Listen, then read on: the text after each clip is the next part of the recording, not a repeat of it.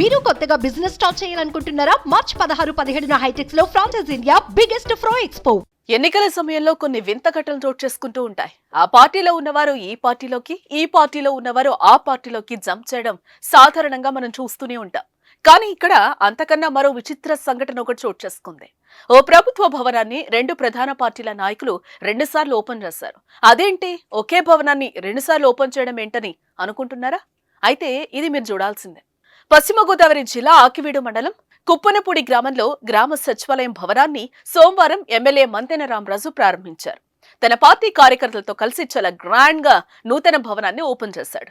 ఇందులో విచిత్రం ఏముంది అనుకుంటున్నారా? అయితే ఇదే భవనాన్ని గతంలో వైసీపీ నాయకులు ప్రారంభించారు.